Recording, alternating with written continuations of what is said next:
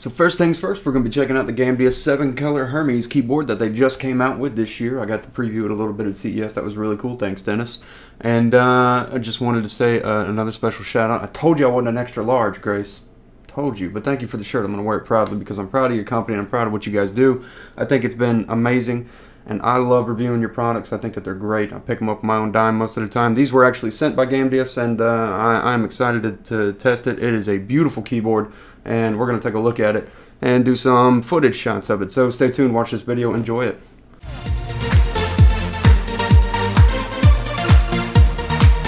Hey guys, what's up? Matt with 86 Gaming, and we're going to be looking at the new Hermes keyboard that GAMDIAS put out earlier this year. I actually got a chance at CES to go up and visit and check this keyboard out, so that was pretty cool. Thanks, Dennis, again for that. And I was pretty excited about when it was coming out so I could get my hands on it and try it. While I had, planned on purchasing these myself to actually review, they supplied them to me to check out, and I was pretty extra excited about that. So thanks again, GAMDIAS, for providing me with something to review for you. I'm pretty excited about how this keyboard looks. It's built it's a very durable structure. That's one of my favorite things about it. There's a couple things that I miss on it for the price point. That it doesn't have interface options with Hera, which is GAMDIAS' software to talk to things like their peripheral devices, their mice and other keyboards. So for $110, I would have liked to have seen that happen. And I know that price may come down or depend on the market and how it goes. And this keyboard is especially nice to me because it just kind of breaks the mold, and it's nice and clean and sleek, and it just looks like it belongs in the more budget enthusiast arena than it does just a budget keyboard. So it is a mechanical keyboard that features TTC switches, which are switches I am largely unfamiliar with as well. I'm starting to see a lot more switches kind of emerge into the market, and I was actually expecting it to have Kale switches, but when I popped the top off of one of the keys and took a look at it, I saw the branding TTC, and I said, okay, well, these are not Kale switches, but they're a replica version of, just like Kale is of Cherry MX, very similar to that. It's a cross-X switch, and this is the part where I had built a whole thing on how Kale switches and Cherry MX switches are similar, but I'm trashing that now after finding out it's TTC switches. They're really nice, they feel good, and real quick, early into this video, let's go ahead and give you a sound test that hopefully the microphone will pick up fine.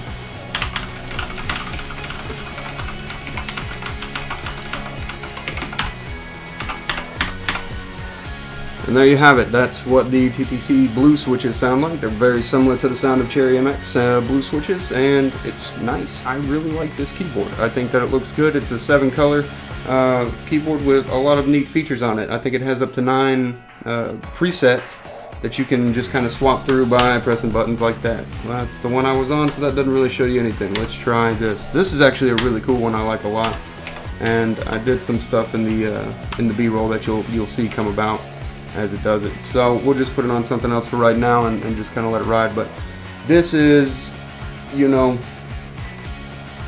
really just a good, solid, durable keyboard, and it's something that I would use, except I have the Hermes Ultimate from GAMDIAS that I do use, and it's got a pass-through up here that I ended up falling in love with, and I just used too much to want to probably give that up. But that would be nice for $110 to at least have the pass-throughs that you had on the Ultimate keyboard up here.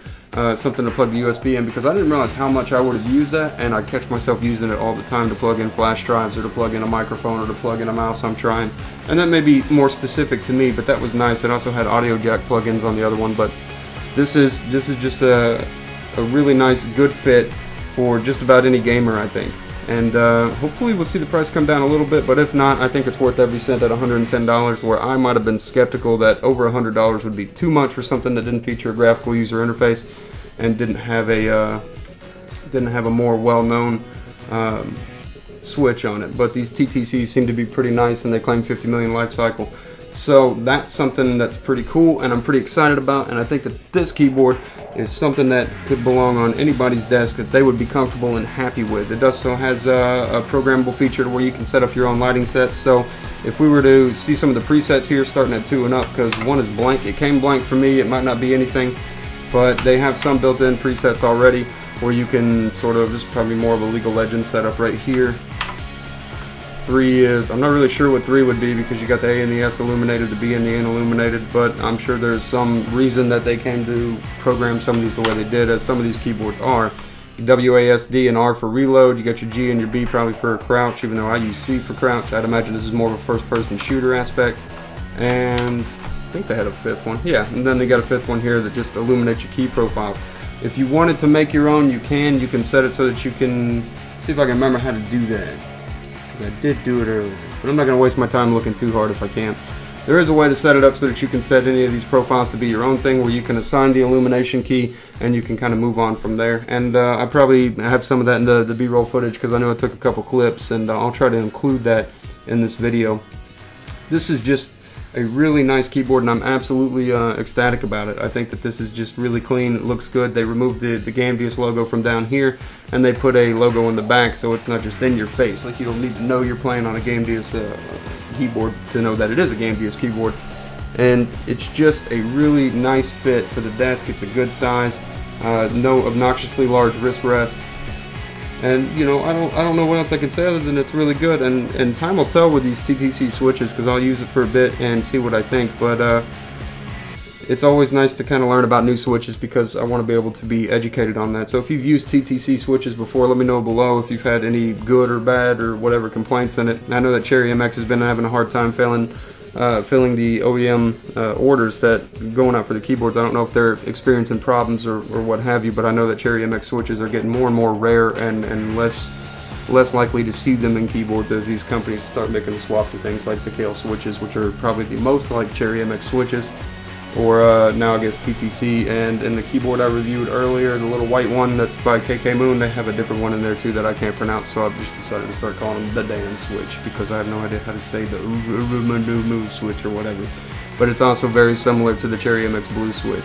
So this is something I would definitely recommend, and if you want to check it out in the link below, I'll link you to both GAMDIAS Gaming website, where you can learn a little bit more about the technical specifications of the keyboard, and I'll link it as well as Newegg's link to it, because they are sold and shipped by Newegg as well.